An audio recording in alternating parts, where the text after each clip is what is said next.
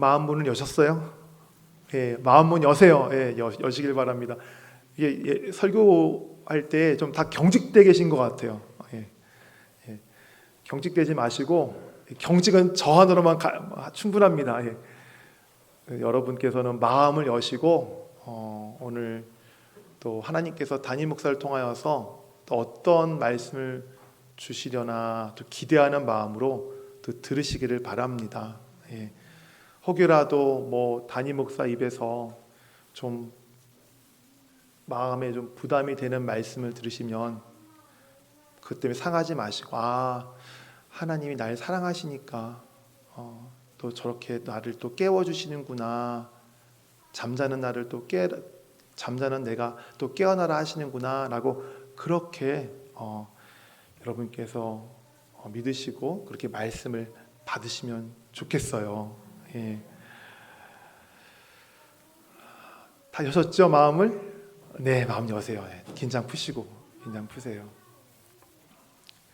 기도는 하나님께서 하나님의 자녀에게 주신 선물이에요. 믿으십니까? 예, 선물이에요. 선물. 너무 좋은 선물입니다.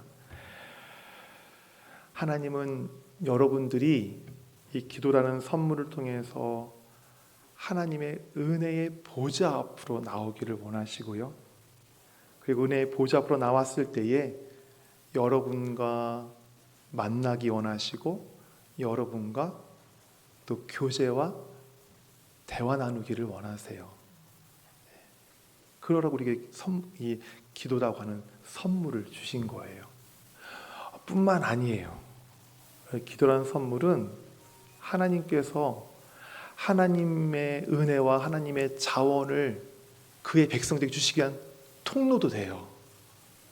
저와 여러분이 기도하기만 하면 하나님께서 기도를 통해서, 기도라는 통로를 통해서, 기도라는 선물을 통해서 기도하는 자에게 하나님의 자원, 하나님의 은혜, 그 힘들을 공급해 주기를 원하십니다.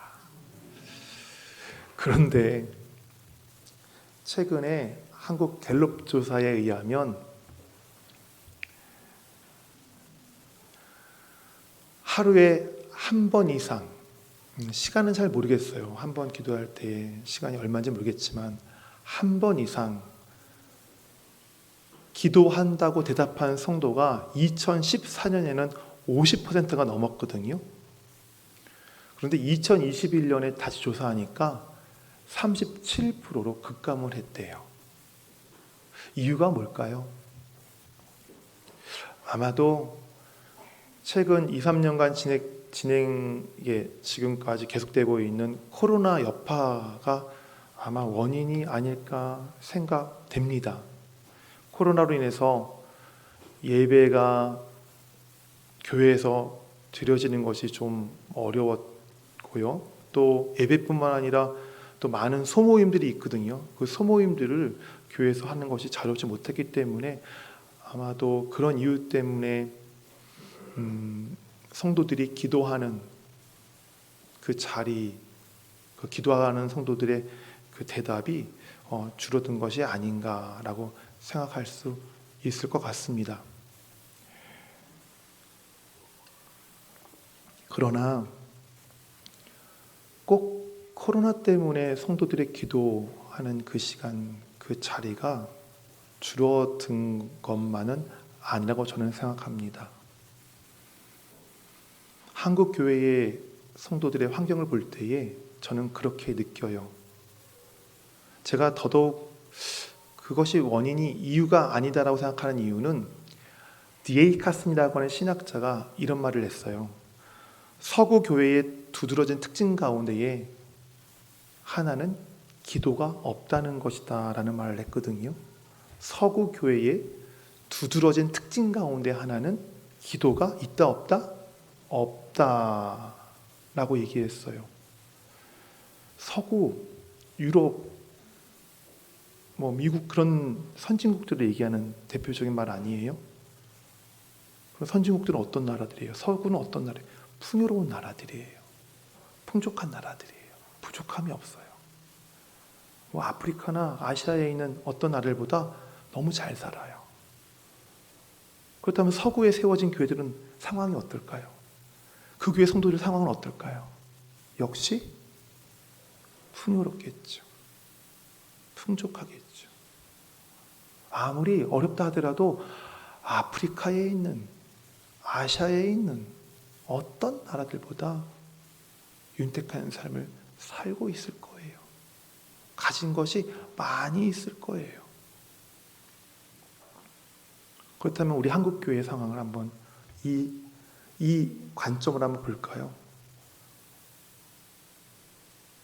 우리 한국교회 성도들의 그 기도의 자리가 점점 줄어드는 이유가 무엇입니까? 바로 너무 풍요롭기 때문에 그래요.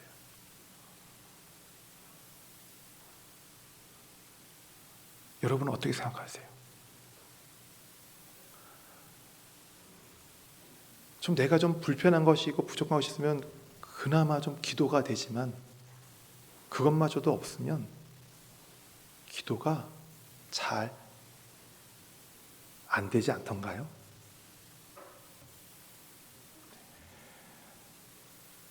그냥 웬만한 것은 기도하지 않아도 얻을 수 있기 때문에 적어도 먹고 사는 문제는 기도하지 않아도 다 내가 해결할 수 있기 때문에 부족하지 않으니까 기도의 필요성을 깨닫지 못하는 것이라고 저는 생각이 됩니다. 저는 여러분들이 풍요롭고 풍족한 삶에 치중하느라 여러분의 영적인 삶의 모습들은 점점 메말라가는, 시들어가는 그러한 모습 되지 않기를 소원합니다. 그러려면 수시로 체크하셔야 돼요. 내 풍족한 삶 가운데에, 지금 누리고 있는 삶 가운데에 나의 영적인 삶은 지금 어떤 상태인가 수시로 체크하셔야 돼요. 그래서 계속해서 이 기도에 관해서 말씀을 드리는 거고, 또 올해 또 표를 말씀과 기도로 일어서자라는 표 아래서 계속 여러분들에게 기도에 대해서 권면하고 기도하시라고 계속 말씀을 통해서 지금 독려하고 지금 도전하고 있는 것입니다.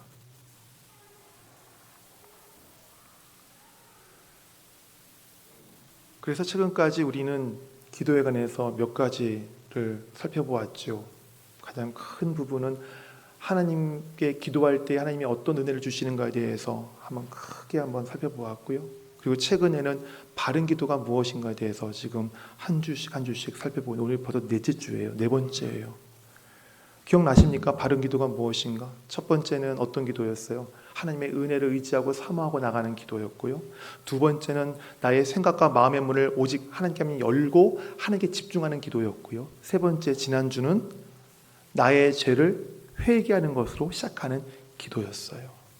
오늘 네 번째, 역시 바른 기도가 어떤 기도인가에 대해서 성도님들과 함께 살펴보려고 합니다. 오늘 이 바른 기도 살펴보기 전에 다시 한번 오늘 본문 말씀을 7절 말씀을 읽을 테니까요.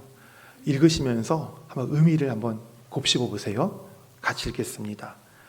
너희가 내 안에 거하고 내 말이 너희 안에 거하면 무엇이든지 원하는 대로 구하라. 그리하면 이루리라. 아멘.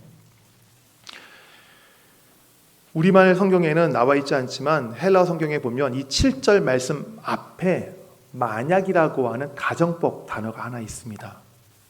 이 만약이라고 하는 이 가정법 단어가 이 7절을 가리킬 때 어떤 기능을 하냐면 하나님께 올려드리는 바른 기도는 어떤 기도인가, 그리고 하나님께로부터 응답받는 기도는 어떤 기도인가를 가르쳐주는 그런 전제 조건 역할을 한 그런 단어가 앞에 원래 붙거든요.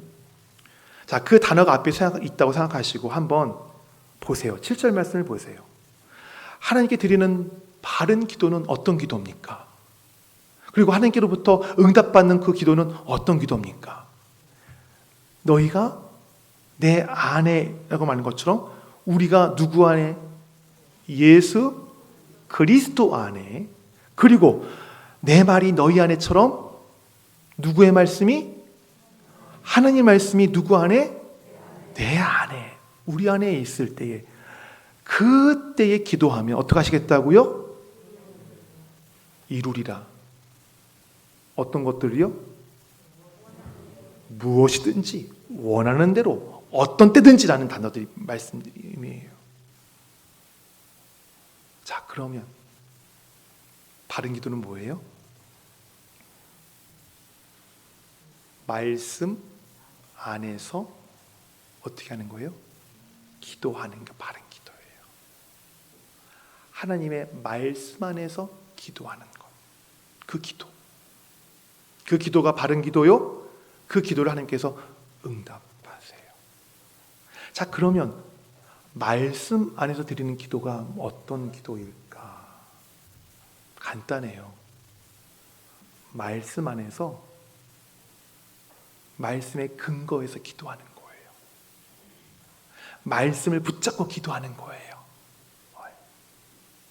말씀에서 기도하라고 하는 말씀 안에서 기도 제목들을 찾아서 그 기도, 그 하나님의 마음과 하나님의 뜻이 담겨있는 그 말씀 안에서 하나님이 나에게 뭘 원하시는가, 어떤 기도하기를 원하시는가, 그것을 발견하고 그 말씀대로 기도하는 것이 바로 말씀 안에서 기도하는 거예요. 이해가 되시겠어요? 예. 이렇게 말씀 안에서 기도할 때에 기도하는 자에게 유익함이 세 가지가 있는데요. 제가 세 가지를 말씀드릴게요. 첫째는 말씀 안에서 기도할 때에 기도가 균형을 이룰 수 있어요. 한쪽으로 치우치지 않아요. 균형을 이루는 기도. 대부분의 성도들의 기도가 어디에 치우쳐 있을까요? 자기 기도를 한번 생각해 보세요. 뭐 해주세요? 이것 좀 해주세요. 이것 좀 해결해 주세요. 개인 성취를 소원하는, 개인 소원을 요청하는 그런 기도에 좀 많이 좀 치우쳐지지 않나요? 예.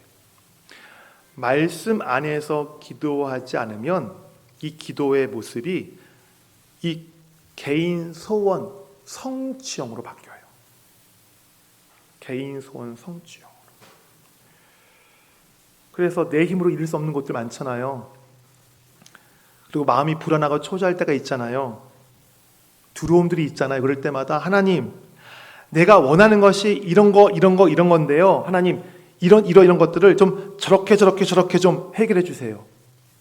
좀 만들어 주세요. 그렇게 하나님께 잘 되게 해달라고, 편하게 해달라고 간청하고 요구한단 말이에요. 제가 전제 조건이 있어요. 이것이 나쁘다는 것이 아니라 어떻게 쓸 때에 한쪽으로 치우쳤을 때를 말씀드리는 거예요.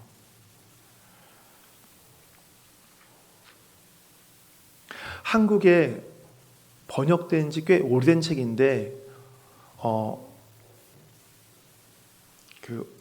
위어스비라고 하는 목사님이 쓴 책이 있어요. 그 책 제목이 뭐냐면 당신의 기도가 응답받지 못하는 이유라는 책인데, 그 책에 보면 이 목사님이 이렇게 기도에 대해서 얘기해요.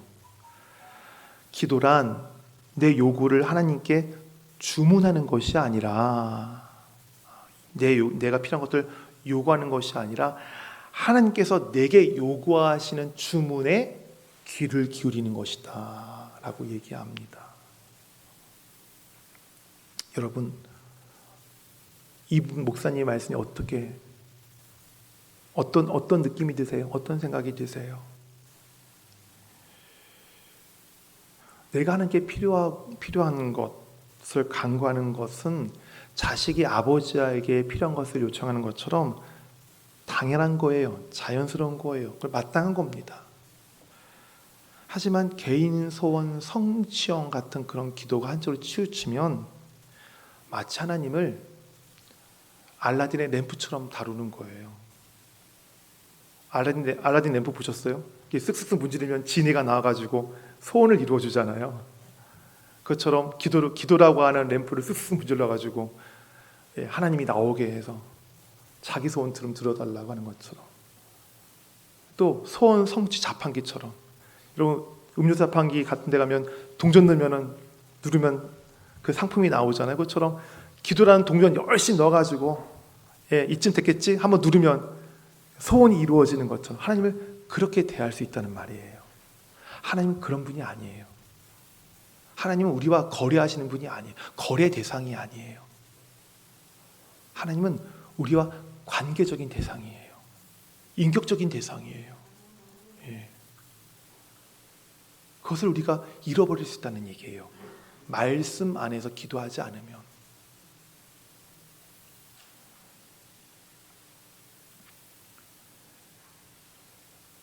물론 초신자들은 그렇게 기도할 수 있어요. 잘 모르기 때문에. 아마 여기 대부분의 성도들 가운데 옛날에 전도받아서 오실 때에 그 인도자가 이런 말 하지 않던가요? 야, 예수 믿으면 복 받는데. 그래서 아마 그렇게 교회당으로 유인돼 오신 분들이 있을 거예요. 그래서 열심히 와서 예수님이 나한테 복 주신다니까 그 갖고 있던 그 소원들을 열심히 놓고 기도하지 않았습니까? 초신자들은 그래요. 그럴 수밖에 없어요. 하나님을 잘 모르니까. 관계적 입장까지는 아직 가지 못했기 때문에. 하나님을 관계로 대하지 못했기 때문에. 근데 점점 초신자로부터 그 시간이 지나고 그 신앙이 성장하면서 성숙된 그리스도인들 같은 경우에는 기도가 어떻게 변해요? 내 중심, 자기 중심, 가족 중심으로부터 어떻게 변해요? 주변으로 확장되지 않습니까? 왜요? 말씀을 보기 때문에. 말씀을 보기 때문에 그처럼 기도가 균형을 점점점 이뤄갈 수 있는 거예요. 저는 성도 여러분께서 말씀에 거하는 기도 하시길 바랍니다. 물론 개인 소원을 요청하는 기도도 당연히 드려야 되겠지만 그 기도와 아울러 여러분의 기도가 말씀 안에서 기도 제목들을 발견하고 좀 더 기도의 그 깊이와 그 영역이 확장되어 가기를 바랍니다.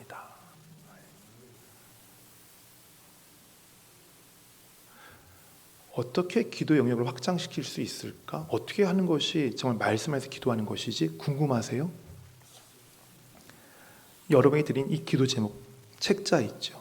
이 책자를 보시고 기도하시면 돼요. 이 책자를 가지고 하루 이틀 꾸준하게 기도해 보세요. 그러면 어느새 나의 기도의 영역이 내 중심에서, 내 개인 소원 성취 중심에서 하나님께서 원하시는 그 말씀에서 원하시는 말씀이 뜻하시는 그 영역들로 확장되어져 가고 균형 잡힌 기도 생활이 되어 있음을 아마 보시게 될 것입니다.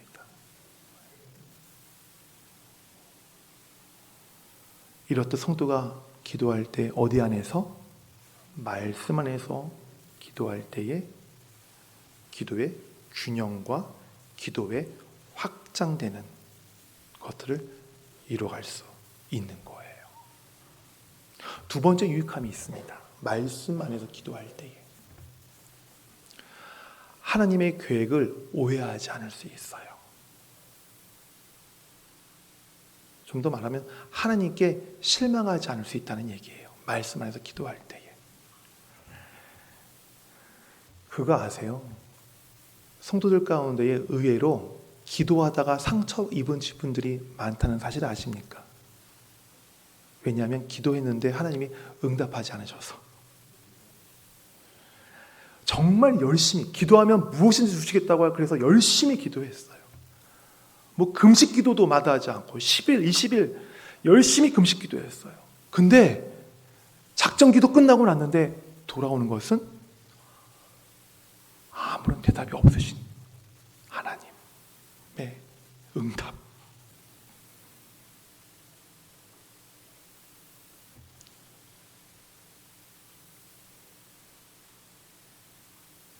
그렇게 됐을 때에 자기의 기도에 하나님이 응답하지 않으신 것 때문에 기도에 상처를 입는 분들이 있어요. 그런데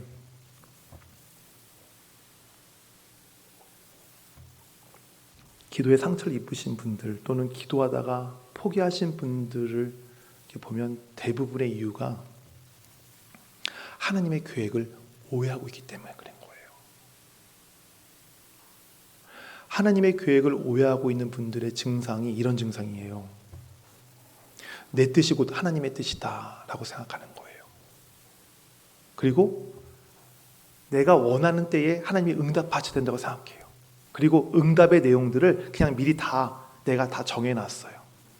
그래서 하나님은 그대로만 내가 정해놓은 응답대로만, 내가 정해놓은 그 기도의 응답대로만 대답해 주시면 되는 것처럼 그렇게 하실 줄 믿고 기도하는 거예요. 근데 그것이 믿음일까요?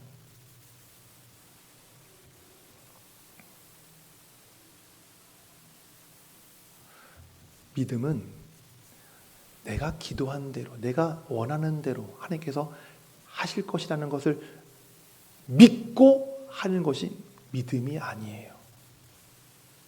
내가 이렇게 기도했을지라도 그리 아니하실지라도 그것이 바로 믿음이에요.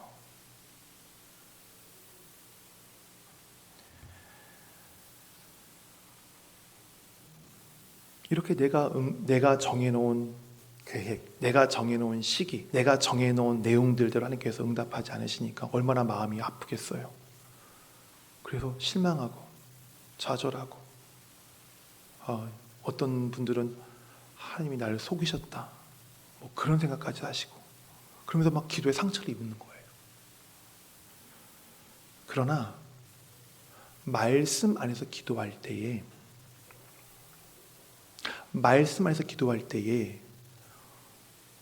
내가 기도한 대로 하나님께서 응답하지 않으셨을지라도 물론 사람이기 때문에 속상하죠. 섭섭하죠. 그런데 말씀 안에서 기도할 때 하나님께서 내가 기도한 대로 주께서 뜻을 이루지 않으셨을지라도, 주께서 허락하지 않으셨을지라도 그렇게까지 실망하거나 그렇게까지 하나님을 원망하지 않아요. 왜냐하면 말씀 안에서 하나님이 나를 향한 계획들이 어떻게 좋은 것들이고, 그리고 내가 간구한 것보다, 내가 바라는 응답보다 더 큰, 더 나은, 더 좋은 것으로 응답하실 것이라는 하나님의 계획이 그 말씀 안에 있기 때문에, 그 말씀에 의지해서 그 말씀이 위로가 돼서 그렇게까지 마음에 기도에 상처를 입지 않아요. 여러분 마태복음 7장에 있는 이 말씀 아시죠? 우리 7장 말씀 올려주실래요? 7장 9절부터 11절 말씀 우리 같이 읽을까요? 너희 중에 누가 아들이 떡을 달라 하는데 돌을 주며 생선을 달라 하는데 뱀을 줄 사람이 있겠느냐? 너희가 악한 자라도 좋은 것으로 자식에게 줄 알거든 하물며 하늘에 계신 너희 아버지께서 구하는 자에게 좋은 것으로 주시지 않겠느냐. 아마 이사야에 있는 이 말씀도 아마 여러분 잘 아실 거예요. 이사야 말씀도 올려주세요. 이는 내 생각이 너희의 생각과 다르며 내 길은 너희의 길과 다름이라 여호와의 말씀이라. 9절 이는 하늘이 땅보다 높음같이 내 길은 너희의 길보다 높으며 내 생각은 너희의 생각보다 높음이니라. 아멘. 혹시 이 자리에 기도의 상처로 지금 아파하는 분들이 있다면 지금 방금 함께 읽은 이 말씀을 한번 깊이 묵상해 보시기를 바랍니다. 하나님께서 우리가 기도했을 때에 우리의 기도에 우리가 원하는 대로 응답하지 않으시는 이유는 그분은 누구기 때문에 그래요? 나의 아버지이기 때문에 그래요. 아버지이기 때문에. 아버지이기 때문에 그래요. 나의 아버지시기 때문에 나를 창조하신 창조주시기 때문에 나의 장부부터 나의 영혼까지 창조하신 하나님이시기 때문에 나에 대해서 나보다 더 잘 아시는 분이에요. 내 앞에 놓여있는 내가 알고 있는 상황보다 이 상황을 나보다 더 정확하게 알고 계신 분이에요. 내게 무엇이 정말로 필요한지, 내게 진짜 무엇이 가장 필요한지를 나보다 분명하게 알고 계신 분이 우리 하나님이세요. 그렇기 때문에 하나님께서 그만큼 나를 너무 잘 알고 계시기 때문에 그 좋은 것을 주시기 위해서 그 좋은 것을 주시기 위한 계획이 있기 때문에 내가 구하는 요구들, 간구들, 소원들을 때로는 응답하지 않으시는 거예요. 이 사실을 어디서 볼 수 있어요? 우리가 어디서 발견할 수 있어요? 바로 하나님의 말씀 안에서. 우리가 지금 마태복음과 이사야 말씀, 저 말씀을 모른다면 우리 어떻게 했어요? 그냥 실망할 수밖에 없겠죠. 무엇이든 구하면 다 주신다고 했는데 왜 안 주시는 거야? 하지만 내가 응답받지 못했을 때 저 말씀들이 나를 붙잡아 주는 거예요. 내가 좀 마음이 아프지만, 내가 좀 섭섭하지만, 이런 말씀, 이 말씀 이렇구나. 나에게 내가 요구한 대로, 내가 간구한 대로 나의 그 기도를 응답하지 않으신 이유가 바로 여기 있었구나. 나의 생각을 뛰어넘으시고 정말 나의 모든 것들이 나와 내가 가는 길과 전혀 다른 길들을 보시는 하나님이시기 때문에 그렇구나라는 것을 깨닫게 되는 거예요. 그래서 기도할 때에 어디 안에서요? 말씀 안에서 기도하셔야 되는 거예요. 말씀 안에서. 세 번째 유익함이 있습니다. 말씀 안에서 우리가 기도해야 되는 세 번째 유익함, 이유.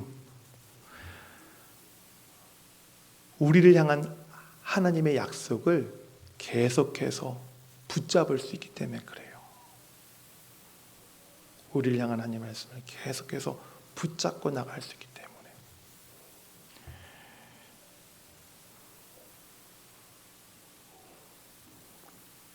하나님은 여러분을 향한 놀라운 계획을 갖고 계십니다. 믿으십니까?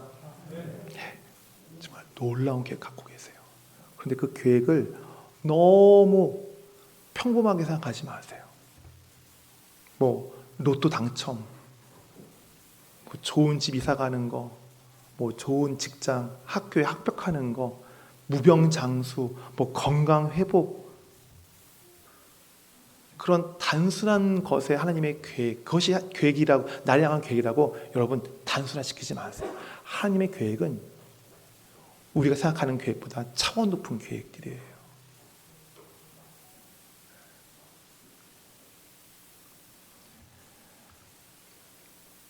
그 계획이 어디 담겨 있어요? 말씀에 담겨 있고요. 말씀을 보는 성도들은 그 계획을 알 수 있어요. 발견할 수 있어요. 그런데 그냥 말씀만 봐서는 안 돼요. 이런 계획이 있네. 그러면 그 계획들이 이루어지지 않아요. 뭘 해야 돼요? 계획을 알면 기도해야죠. 기도할 때 이루어지는 거예요.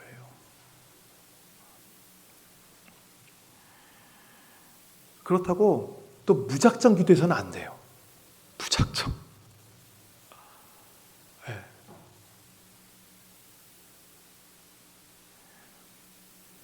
우리는 신앙의 감정의 기복이 심한 사람, 인간이에요. 성령 충만할 때도 있지만 성령 충만하지 못할 때도 있어요. 감정의 기복이 심해서 부흥회 같은 데 가보시면 아시겠지만 부흥회 그 분위기, 찬양 거기서 막 하면 어떻게 해요? 마음이 막 감정이 복받치잖아요. 막 그러면 막 절로 막 기도도 나오고 찬양도 나오고 막 눈물도 나오고 막 그래요. 근데 부흥회 끝나고 한번 돌아보세요. 그때의 감정과 그때의 그 느꼈던 그 마음이 싹 사라지고 그냥 마음이 그냥 가라앉아서 뭐 찬양도 기도도 그때처럼 나오지 않아요. 그게 바로 우리들이에요. 그래서 신앙생활 할 때 감정에 의존하는 신앙생활은 오래가지 못해요. 그렇게 우리가 신앙의 감정 기복이 심해요. 또 그것뿐입니까? 우리가 기도할 때에 얼마나 많은 어려움들이 있어요. 시험거리들도 많잖아요. 기도할 때 부딪히는 일들, 기도했는데 정말 또 시험 만나는 걸려 넘어지는 장애물들, 위협해오는 그 악한 사단의 그 괴계들, 그것들 우리가 얼마나 많이 겪어요. 무작정 기도하고 나가면 그런 일이 있을 때마다 기도를 포기하게 돼버려요. 무작정 기도하면, 감정에 의한 기도를 하면 그냥 감정이 사그라지면 기도하지 않게 돼요. 하지만 말씀, 특히 말씀에 있는 약속의 말씀, 그 말씀을 붙잡고 기도할 때는 그렇지 않아요. 내 감정이 고조됐건 내 감정이 낮아졌건 내 앞에 어떤 시험이 올지라도 약속의 말씀 붙잡고 기도하기 때문에 포기하지 않고 끝까지 그 말씀이 나를 붙잡고 가기 때문에 기도의 그 여정을 걸어갈 수 있는 거예요.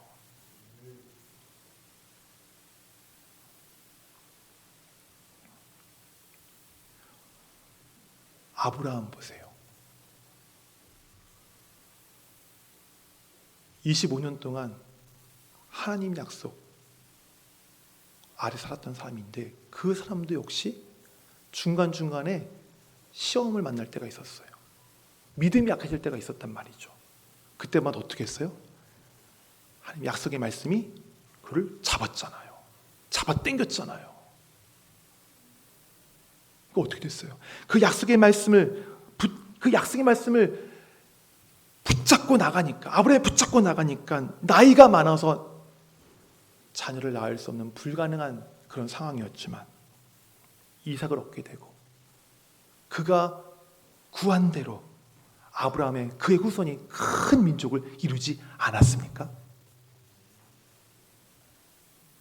그리고 그의 가문을 통해서 그 혈통을 통해서 예수 그리스도께 오시는 그 복의 통로로 쓰임받지 않았습니까?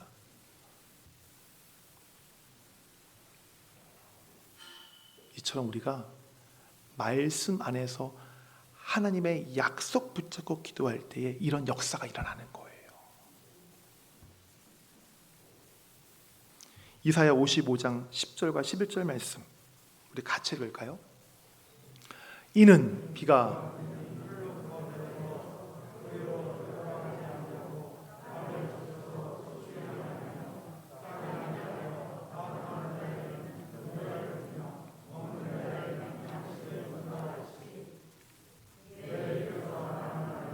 이와 같이 헛되이 내게로 돌아오지 아니하고 나의 기뻐하는 뜻을 이루며 내가 보낸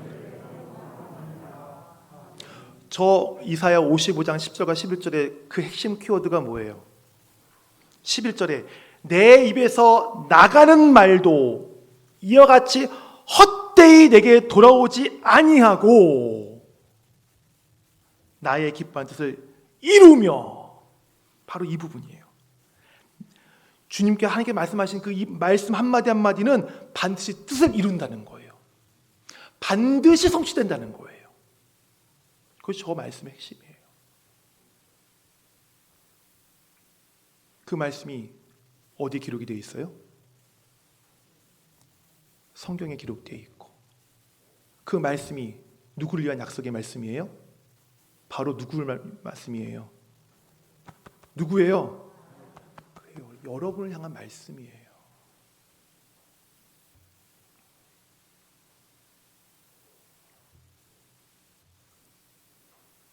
여러분을 향한 하나님의 약속의 말씀, 그 말씀에 힘이 있는 줄 믿으십니까?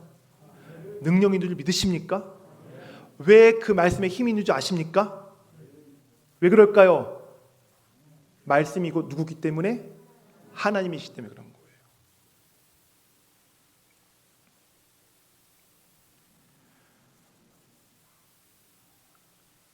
하나님께서 말씀하시면 다 그대로 이루어졌어요. 창세기에 하나님이 빛이 있으라 하실 때 어떻게 했어요? 빛이 있었어요. 그대로 있었어요. 하나님이 아브라함을 아브라함으로 바꿔 부르실 때에 그 순간 아브라함의 육신이 나이 많아 도저히 아기를 낳을 수 없는 육신이었지만, 또 아브라함이 사례를 사라로 부르실 때에 도저히 나이 많아 아기를 잉태할 수 없는 그 여인의 몸이 바뀌었어요. 아기를 낳을 수 있는 몸으로. 그것뿐이에요. 아브라함과 사라의 영적인 모습까지도 바뀌었어요.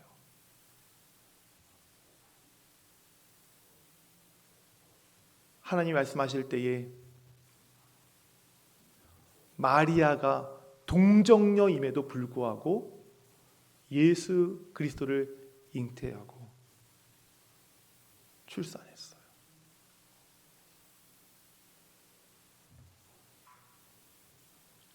여러분이 붙잡고 있는 약속의 말씀에 있는 하나님의 능력이에요.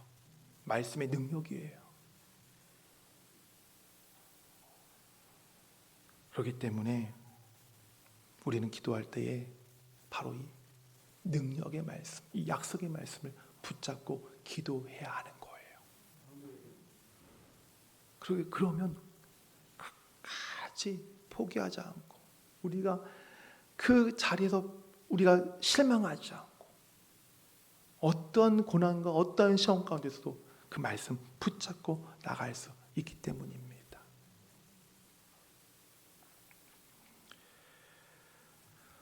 오늘 우리가 하나님께 드려야 될 바른 기도에 대해서 살펴보았습니다. 바른 기도는 하나님 말씀 안에서 기도하는 것이었어요. 그리고 그렇게 기도할 때에 여러분에게 주시는 유익 3가지를 말씀드렸어요.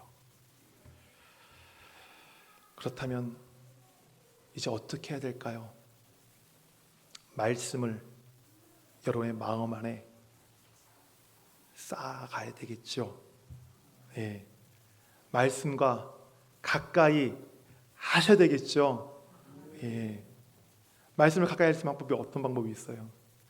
말씀을 가까이 놓고 읽는 방법도 있어요. 좋은 방법입니다. 예.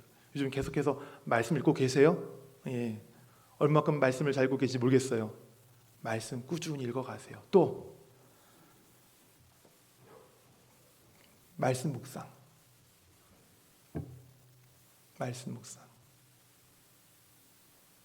하루의 말씀을 묵상하면서 이 말씀이, 오늘 이 나에게 주신 이 말씀이, 이 본문의 말씀이 나에게 뭐라고 말씀하시는가를 그냥 매일같이 이 큐티집 같은 묵상집을 가지고 할 때 여러분 마음 가운데 말씀이 쌓여가는 거예요.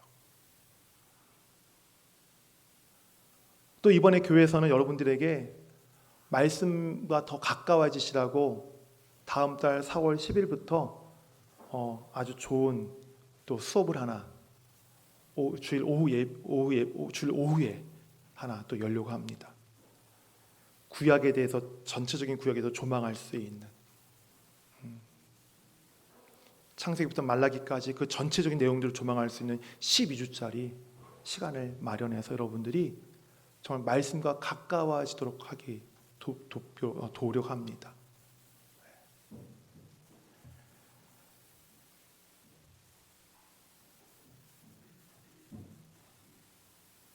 이렇게 여러분이 말씀이 여러분 안에 채워질 때에 여러분의 기도는 말씀에 근거한 기도가 될 것이고, 여러분이 기도할 때에 그 말씀이 여러분의 마음과 생각을 지켜 주실 것입니다. 그리고 여러분의 기도는 오늘 말씀대로 구하라, 그리하면 이루리라. 그러니까 원하는 대로 구하라, 원하는 대로 구하라, 무엇이든지 원하는 대로 구하라, 그리하면 이루리라 라고 하는 말씀처럼 능력의 기도 하시는 그런 기도자가 되실 줄 믿습니다. 아멘. 찬양하기를 원합니다.